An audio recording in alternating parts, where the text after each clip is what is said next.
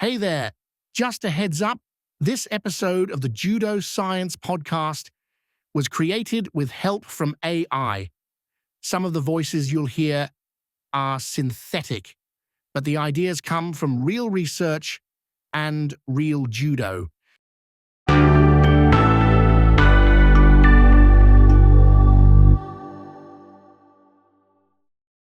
Hey everyone, welcome to a deep dive that'll have us flipping and throwing you into the world of judo training. You got that right. Okay, maybe not literally. No judo throws today. But we are going to tackle some research. We're looking at two studies that dug into how different training types impact those at the top, elite judo athletes. Think black belts and national champions? Exactly. It's like peeking into those top secret training manuals, but instead of secret ingredients, we're talking intense workout routines and those classic judo throws. It's fascinating stuff. And here's the thing, this isn't just for judo fans. Not at all. This deep dive is about understanding how our bodies adapt to exercise, period. So whether you're an athlete or just starting out on your fitness journey, there's something in here for you. Absolutely. And what makes these studies stand out is that they measured performance in ways that directly apply to what judo demands. Right, so we're not just talking about general fitness tests here. These are judo-specific. Exactly. It gives us a much clearer picture of how training translates to real-world performance on the mat. Okay, let's break down that first study. Sounds good. It involved 12 national-level judo athletes. Yep. Top competitors. They all did this 12-week training program where they added 2 high-intensity interval sessions per week on top of their regular judo training. Already sounds intense. Right. Now, here's where it gets interesting.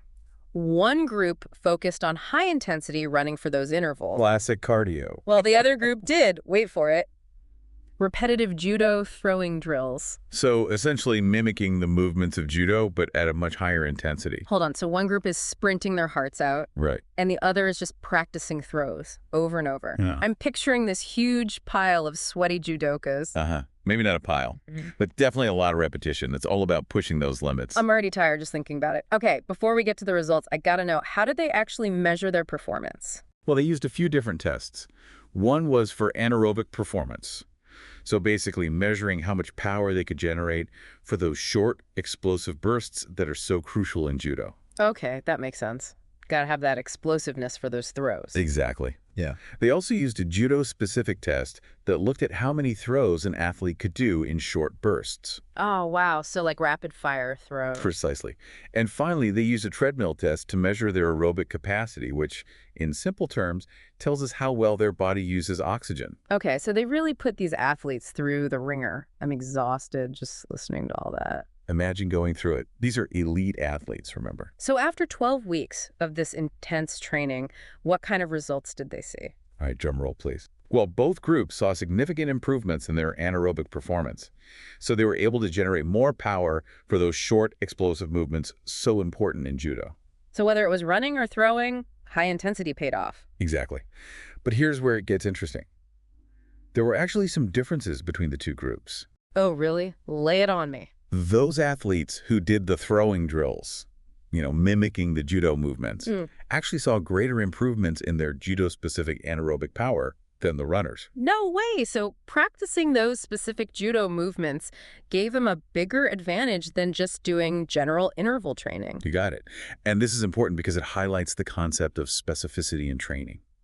The type of training you do should match the demands of your goal. So it's not just about getting your heart rate up. It's about training those specific movements and energy systems you need for your sport or activity. Precisely. If you want to get better at something, you need to train in a way that directly supports that goal. This is making me rethink my whole workout routine. Okay, I gotta know. You mentioned they also measured aerobic capacity, so how the body uses oxygen. Did they see any improvement there? Actually, no, not really. Aerobic capacity didn't change much in this study. Really? I would have thought with all that training, especially the running group, there'd be some change. Right. Well, it's likely because their aerobic capacity was already near its peak. Remember, these are elite athletes. They're already incredibly fit. It's often hard to squeeze out significant improvements when you're already operating at such a high level. So, like, they were already maxing out their oxygen usage. Pretty much. It makes sense when you think about it. They've been training at this high level for years. Okay, that makes sense. So before we move on to that second study, I want to go back to something you mentioned earlier, this idea of specificity in training. Can you break that down a bit more for us? Sure. It's actually pretty simple. Specificity just means that the training you do should match the demands of your goal.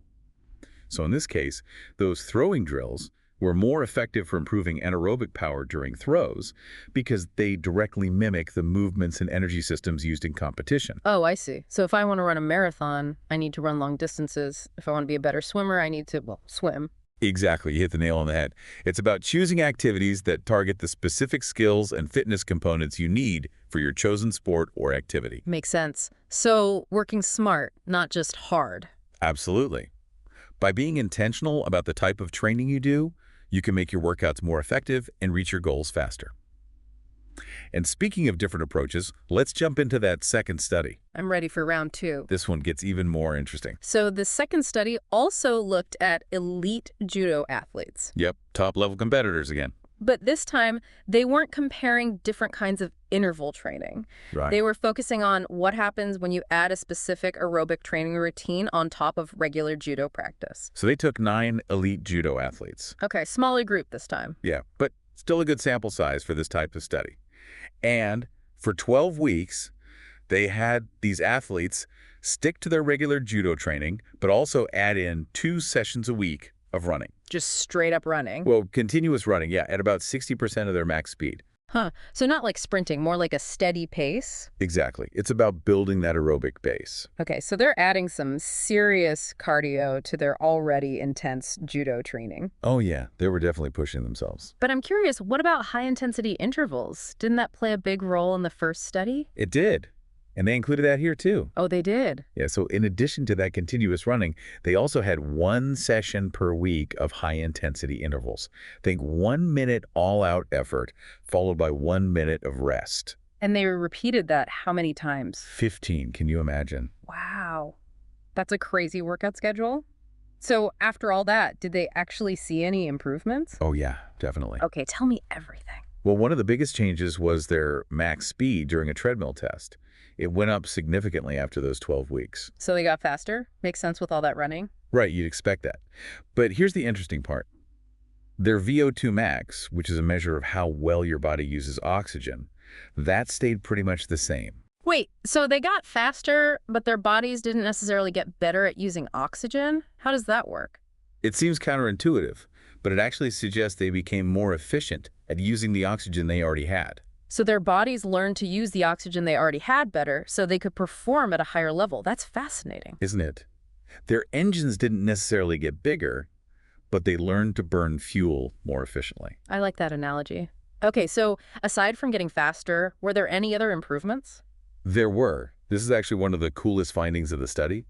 Their recovery time after intense exercise got way faster.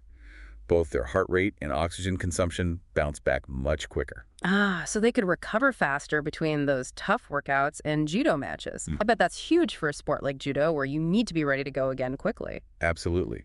Recovery is just as important as the training itself, especially at that elite level. And get this, their performance on that judo-specific fitness test, the one with all the throws, also improved. It did. And they were able to do it with lower heart rates overall. So adding in all that running and the intervals actually made them better at judo. I would have thought strength training and practicing throws would be the most important. Right. It's a good reminder that we should always be challenging our assumptions about training. Sometimes what seems counterintuitive can actually be the most effective. Totally. So I'm hearing that even elite athletes who are already at the top of their game can benefit from adding different types of training to their routines. Does this apply to the average person too? Absolutely. One of the key takeaways here is that recovery is essential for everyone, no matter your fitness level. If you're not giving your body enough time to rest and recover, you're not going to see the results you want. You might even risk injury. That's a good point. Sometimes I get so focused on pushing myself that I forget to prioritize rest. It's a common mistake.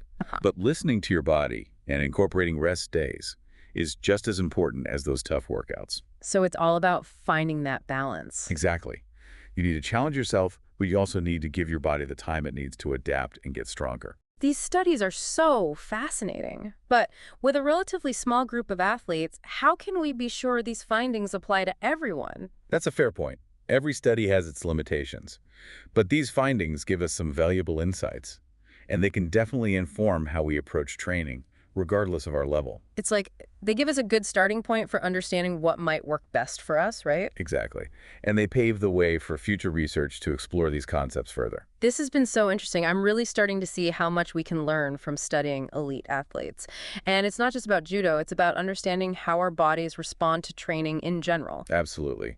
And there's still so much more to uncover. Before we wrap up, is there anything else from these studies that you think we should touch on? Anything that really stood out to you? You know what really struck me?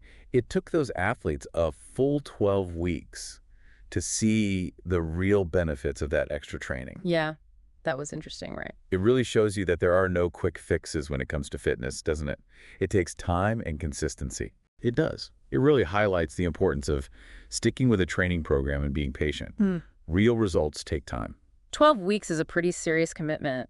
Does that time frame apply to everyone, though? What about, like, someone just starting out or getting back into exercise after a break? That's a good question. You have to remember that those were elite athletes. So they were already starting at a really high level of fitness. Ah, so someone newer to exercise might see results a bit sooner. Exactly. But no matter your starting point, the main thing is to be patient with yourself. It's about building sustainable habits, not chasing some quick fix. I think a lot of people get caught up in wanting to see results immediately and then give up if they don't. It's a good reminder that it's a journey. It really is. You know, judo itself is a sport that really demands resilience, How so? where you're constantly adapting to your opponent. You get thrown off balance. You have to get back up. It's about overcoming those setbacks, right? Exactly. And these studies show that that same idea, that resilience, applies to training too. It's about pushing your limits, recovering, and coming back stronger. So it's not just about physical strength, it's about mental toughness too. Exactly. And that mental toughness, that resilience, it goes way beyond the judo mat. You mean it can help you in other areas of life? Oh, absolutely. Yeah. Think about all the challenges we face at work, in our relationships, just day-to-day life. Being able to adapt and bounce back from setbacks is essential. Wow, that's so true. It's like those judo athletes are training for life itself. I like that. And what's really inspiring is that even these elite athletes, people at the very top of their game, they still have room to grow. So no matter how good you get, there's always a next level. And that's what makes it all so exciting. If we were all perfect right from the start, where's the challenge? And that goes for everyone, whether you're a seasoned athlete or just beginning. So embrace those challenges. They're not setbacks. They're opportunities to learn and grow and become more resilient. That's a great way to look at it. And don't forget to celebrate those little wins along the way. Every step forward counts. Absolutely. Progress over perfection. Well said. Thanks for joining us on this deep dive into the world of judo training. It's amazing how much we can learn from these athletes about training our bodies and building that inner strength. It's been a pleasure being here. Until next time, keep exploring, keep learning, and keep pushing those boundaries.